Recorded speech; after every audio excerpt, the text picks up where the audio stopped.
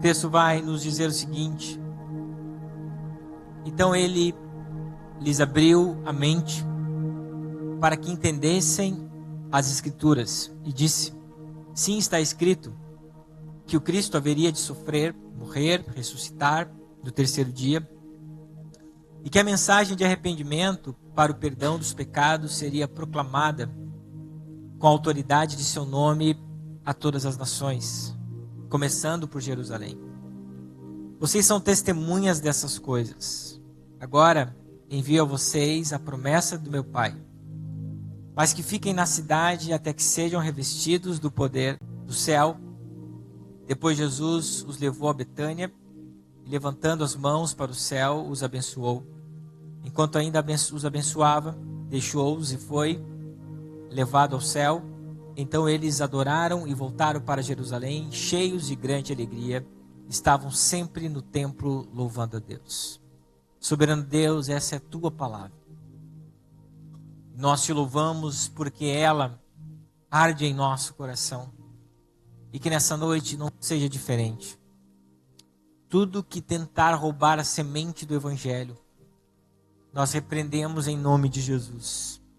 Nós queremos ser aquele solo admirável que Jesus ensinou, que é o solo que dá 30, 60 e 100 por um. Abençoa-nos nessa noite, Pai, com o entendimento da tua palavra. Em nome de Jesus. Igreja, o meu anseio é que você sempre fique conosco. Que você jamais saia desse rebanho onde eu tenho a graça de pastorear. Mas se algo levar você algum dia para um outro lugar, para um outro aprisco que também é do Senhor Jesus, você precisa compreender que uma das maiores marcas de uma igreja bíblica e saudável é a proclamação do Evangelho. A marca que mostra a saúde da igreja é uma igreja que proclama o Evangelho, que anuncia o Evangelho. A prova disto é que Jesus deixou uma grande missão para a igreja chamada de ID. O ID ele é tão fundamental para a igreja que Jesus, antes de partir para os céus, assunto, ele disse para os apóstolos que uma missão era deixada para eles. Essa missão era ide e pregai o Evangelho. Se a anunciação, se a proclamação do Evangelho da salvação não fosse tão importante, preste atenção nisso, não fosse tão importante, tão fundamental, Jesus não teria incluído ela no sermão escatológico de Mateus 24. E nesse sermão e nessa parte que Jesus fala sobre a anunciação, ele coloca como um dos principais sinais sobre a sua volta. Mateus 24, 14. Jesus ele fala sobre os sinais que estaria próximo sobre da sua vinda. E esse sinal não é um sinal negativo, de terremotos, de pestes, é um sinal positivo. Ele diz o seguinte: as boas novas a respeito do reino serão anunciadas em todo o mundo, para que todas as nações as ouçam. Então virá o fim.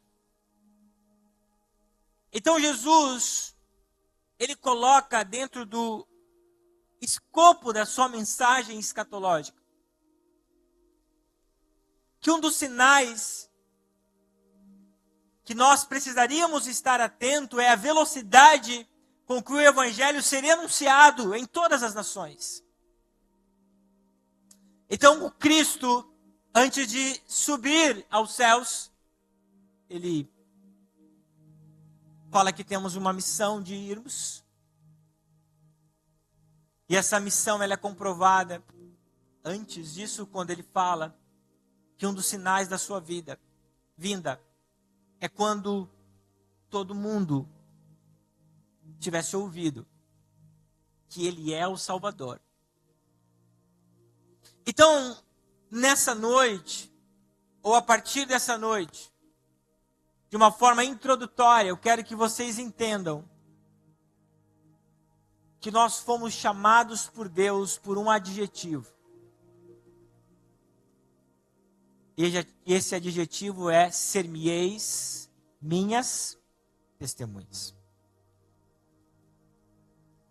Ele não disse que alguns seriam testemunhas, mas ele disse que todos precisam testemunhar sobre ele. Então há uma grande importância da nossa saúde espiritual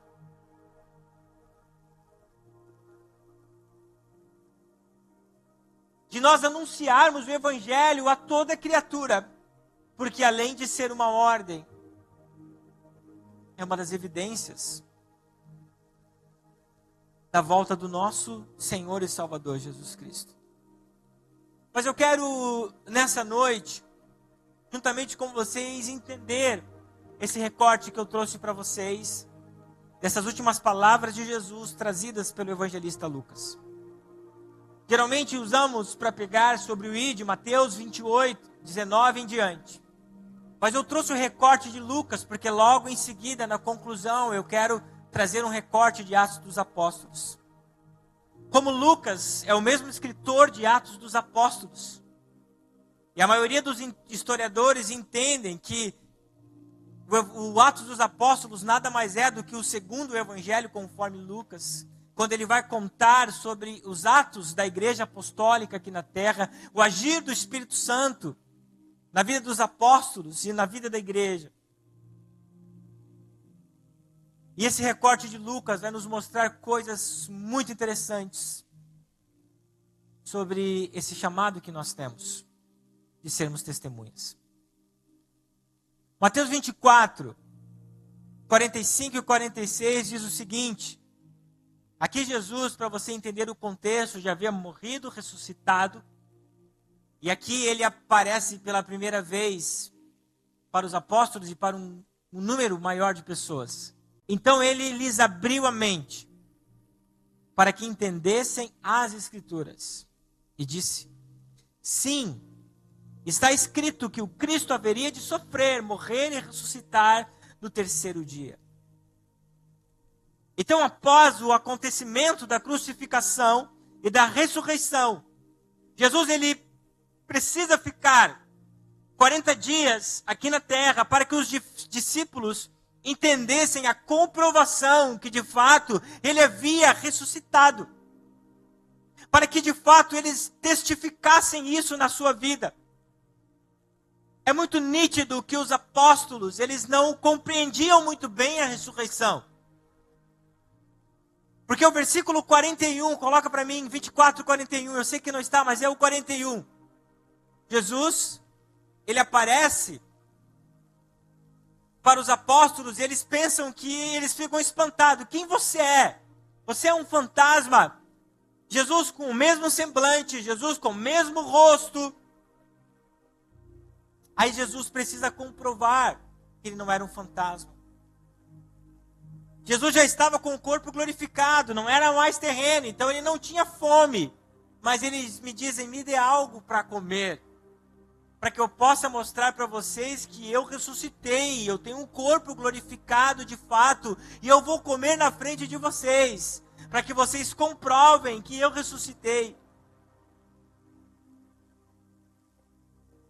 Jesus ele precisa estar esses 40 dias para continuar ainda esse discipulado, mas agora com a prova que tudo aquilo que ele havia pregado, não somente ele, mas que os profetas, mas que Moisés também anunciou. Mas para os discípulos era algo inconcebível, o Messias morrer em uma cruz. Gente, a morte de cruz era uma morte humilhante. Nesse tempo de Jesus, para vocês terem uma ideia, Eles matavam cerca de 500 condenados por dia, o Império Romano.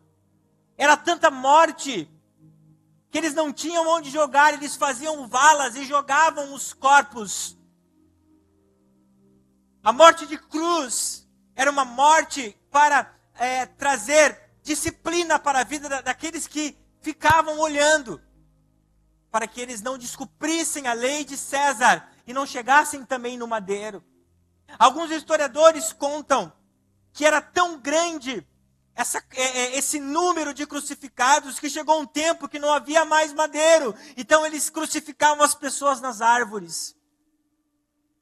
E os apóstolos não conseguiam compreender por que o Cristo morreu daquela forma. Meu irmão, e se você não entende, não sabe, aquilo que nós olhamos, aqueles crucifixos da igreja romana, é apenas para mostrar pudor, mas Jesus ele foi crucificado nu.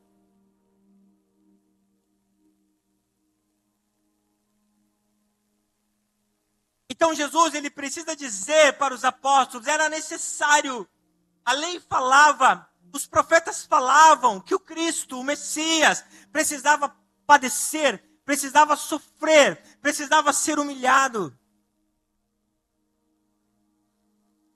Mas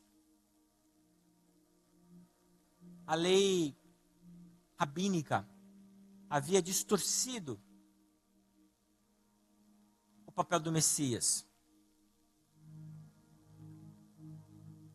Nós vamos ver em Atos dos Apóstolos que eles perguntam no capítulo 1, quando o Senhor vai devolver para nós o reino? Mesmo Jesus ressuscitado na sua frente, eles esperavam ainda alguém que devolvesse o poder político para eles. Aí que eu coloco no versículo 45 de novo.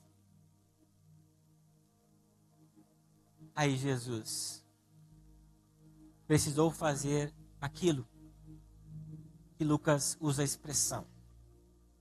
Precisou abrir a mente dos apóstolos. Isso é muito significativo. Abrir a mente. Está relacionado a abrir o entendimento. Abrir o conhecimento. Tirar as coisas erradas e colocar coisas novas. O nosso problema é o mesmo problema dos apóstolos. Que a nossa cabeça, ela é fechada muitas vezes para o evangelho. Muitas vezes para aquilo que Cristo quer proclamar na nossa vida. Então, olha para mim. Isso que você precisa entender. Esses caras aqui passaram 3 anos e meio com Jesus. E ainda não haviam entendido. Eu quero dizer para você que tempo de igreja não quer dizer nada. O tempo que você está na igreja, quantos anos você tem, não quer dizer nada. Se a sua mente não for aberta para entender as verdades do Evangelho. Antes de nós entendermos o nosso papel, antes dos apóstolos entenderem o papel deles, Jesus precisou abrir a mente deles. Para que eles entendessem que eles não teriam poder político como eles queriam de Jerusalém novamente. Mas que Jesus estava falando sobre as coisas do alto. O nosso problema é que o alto, para muitos de nós, não é primeiro plano, é segundo plano. Os céus, a realidade, aquilo que verdadeiramente Deus quer fazer não é primeiro plano, é segundo plano. E quando isso acontece na nossa vida, Jesus precisa sentar do nosso lado e abrir a nossa mente. Para nós sermos testemunhas desse evangelho maravilhoso da salvação, nós precisamos ter o pleno entendimento de quem é Jesus. E o pleno entendimento não é ser um bom leitor, mas é aquele que foi regenerado pela palavra do Senhor Jesus. Foi regenerado por Jesus. Pastor, eu acho tão bonita essa palavra regenerado, mas o que ela significa? Dentro do processo da salvação, a primeira coisa que acontece na sua vida e na minha vida é justificação. Você aceita Jesus como seu Salvador, Ele te torna justo perante Deus. Porque com a multidão dos nossos pecados, sem Jesus, nós não somos justos perante Deus. Somos dignos da nossa condenação. Então a primeira coisa é você tornado justo. E a segunda coisa, dentro do processo, de uma forma natural, se chama regeneração. Que é o nascer de novo. É quando você morre para as coisas desse mundo e nasce para Deus. Aí Paulo vai dizer na sua segunda carta aos Coríntios, capítulo 5, versículo 17. Se alguém está unido com Cristo, ele é o quê? Uma nova criatura. O que acontece com a nova criatura? As coisas velhas passaram. E o que acontece com a nova criatura? Tudo se fez novo. Regeneração é o ato de nascer de novo. De não ter mais as atitudes velhas. E parece que com os apóstolos estava faltando isso. E muitas vezes falta isso conosco dentro da igreja. Entender não que é a nossa vontade, mas que é a vontade de Deus sobre nós. Aí Jesus, ressurreto, entra no local onde eles estão. Um fantasma! Me dá um negócio aqui para eu comer e beber, para você ver que não vai vazar e não vai cair para nenhum lado. É Jesus mesmo. Vem cá que eu vou sentar com vocês e vou abrir a mente de vocês. A primeira coisa que precisa acontecer conosco, muitas vezes, é nós termos a mente aberta para as coisas do alto. Não para as coisas da terra, mas para as coisas do alto. Está todo mundo me entendendo? O versículo 47 vai dizer o seguinte: e que é a mensagem de arrependimento, preste atenção nisso.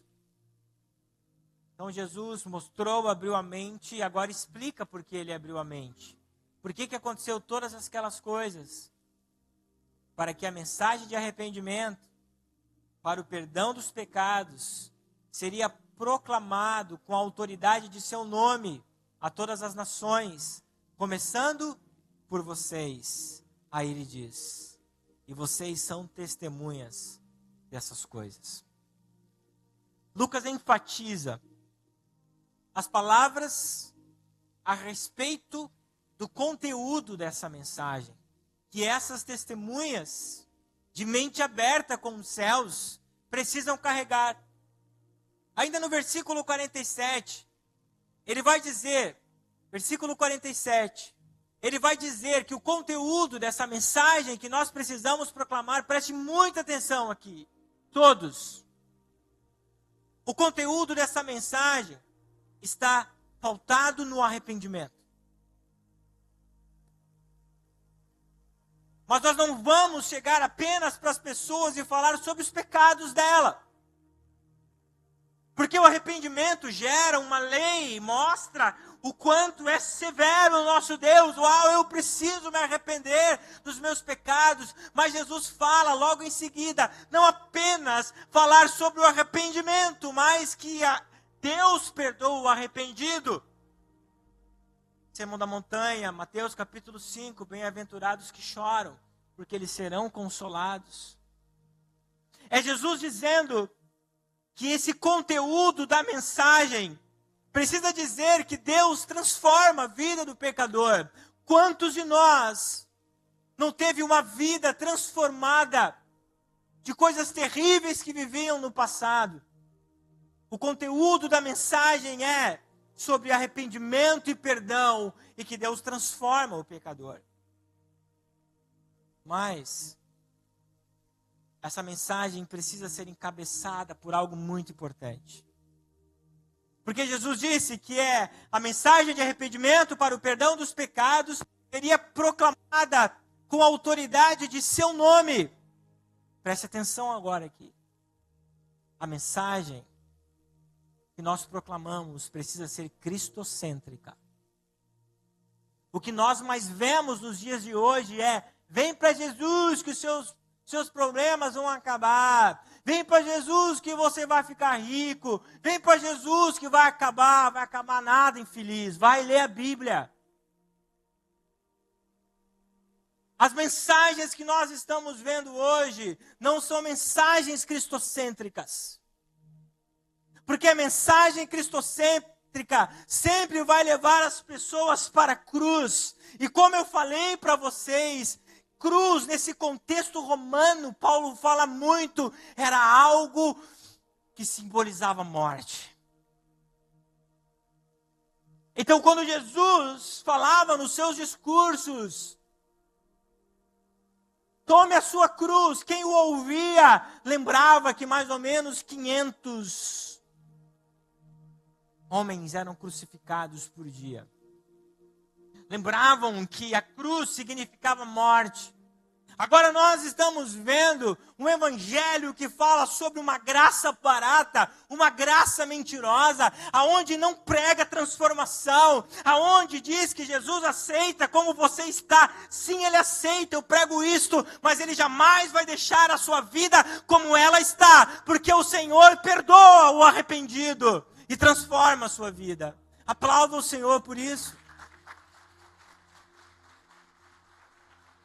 É uma mensagem que Cristo é glorificado e exaltado. E o terceiro e último ponto dessa mensagem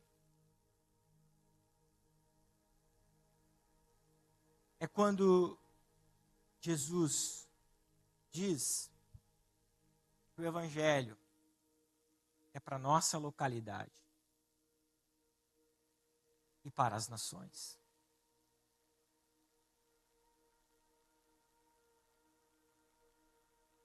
O Evangelho precisa ser proclamado aonde eu estou.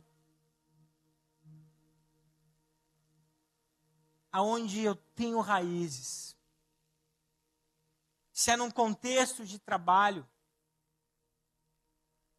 Se é na minha família. Se é num contexto estudantil. Aonde eu for, eu preciso proclamar essa mensagem que transforma, que perdoa, essa mensagem aonde Cristo é o centro e também precisa ser pregada em todas as nações.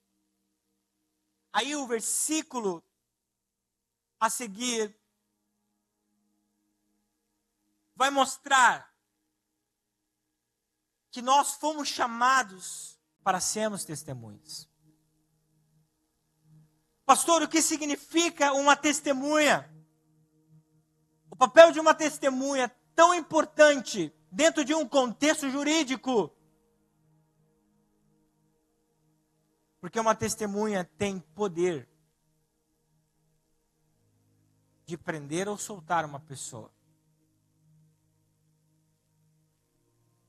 Testemunha está relacionado àquela que viu algo que liberta ou que prende. Testemunha está relacionado àqueles que viram algo e eles viram algo, precisam contar. Jesus estava falando aos apóstolos, vocês viram a cruz, vocês viram a morte, vocês andaram 3 anos e meio comigo. E vocês viram eu sendo ressuscitado por Deus Pai, e eu aqui estou do lado de vocês. Igreja, Jesus está dizendo para os apóstolos, e também para nós, a sua igreja, que posteriormente vive, vocês precisam contar os meus feitos para todos que estão dentro do seu contexto e para as nações da terra. Não adianta, igreja, nós testemunharmos coisas grandes e maravilhosas e guardarmos apenas para nós. O papel da testemunha é muito importante, porque ela fala sobre aquilo que viu e sobre aquilo, quem sabe, que viveu. Só que você não está falando sobre você. Você está falando sobre aquele que pode mudar, que pode transformar a vida de muitas pessoas.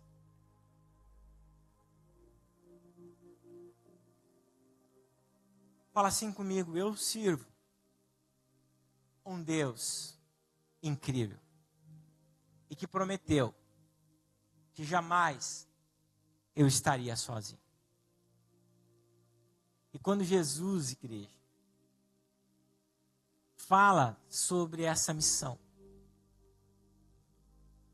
fala sobre esse conteúdo da mensagem,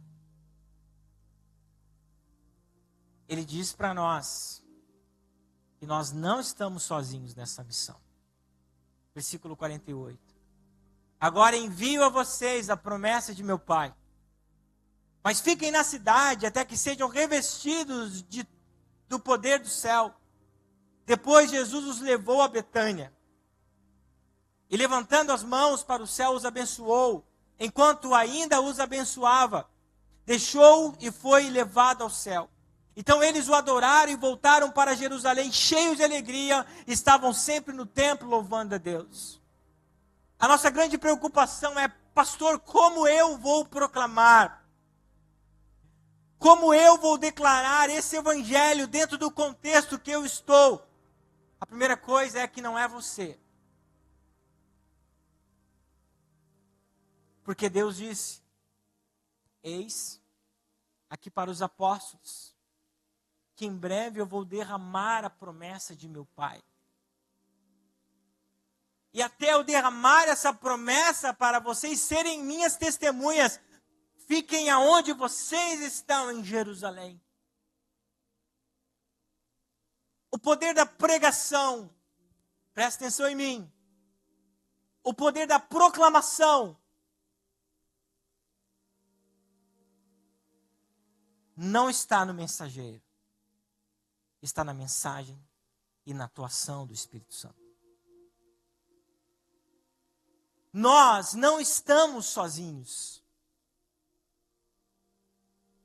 Nós não estamos falando sobre nós, mas nós estamos falando sobre aquele que nos enviou, e aquele que nos enviou está conosco, porque ele derramou a promessa do seu Pai sobre cada um de nós.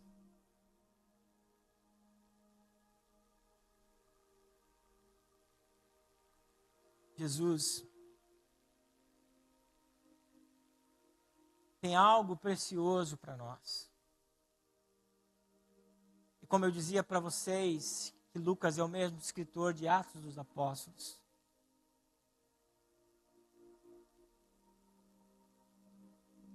Um grande homem chamado Teófilo encomenda essa pesquisa sobre Jesus, sobre a vida e obra de Jesus.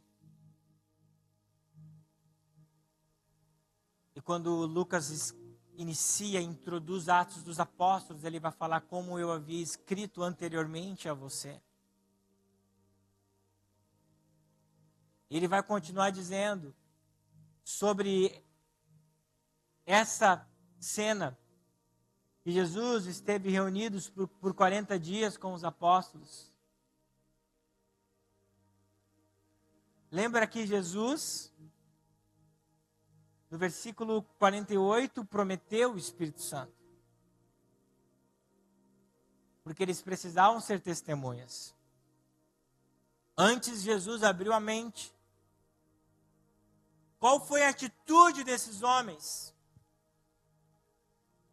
Após essa promessa, Atos capítulo 1, versículo 8 até o 15.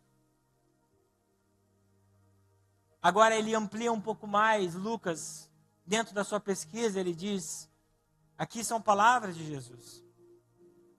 Nessa mesma cena, antes de ir assunto aos céus. Vocês receberão poder quando o Espírito Santo descer sobre vocês. E ser-me-ão minhas testemunhas em toda parte, em Jerusalém, em toda a Judéia, em Samaria, nos lugares mais distantes da terra. Depois de ter dito isto, foi levado numa nuvem, e os discípulos não conseguiram mais vê-lo. Continuaram a olhar atentamente para o céu, até que 2 homens vestidos de branco apareceram de repente no meio deles e disseram: homens da Galileia, porque estão aí parados olhando para o céu? Esse Jesus que foi levado do meio de vocês ao céu, voltará do mesmo modo como viram subir. Olha, então voltaram do Monte das Oliveiras para Jerusalém, cerca de 3 quilômetros de distante. Quando chegaram, subiram a sala no andar superior da casa onde estavam hospedados. Ali Pedro, João, Tiago, André, Filipe, Tomé, Bartolomeu, Mateus, Tiago, filho de Alfeu, Simão Zelote, Judas, o filho de Tiago. Todos eles se reuniram em oração com um propósito, acompanhado de algumas mulheres e também de Maria, mãe de Jesus, e os irmãos dele. Por esse tempo, quando cerca de 120 discípulos estavam reunidos num só lugar. Aí nós vamos ver em Atos capítulo 2.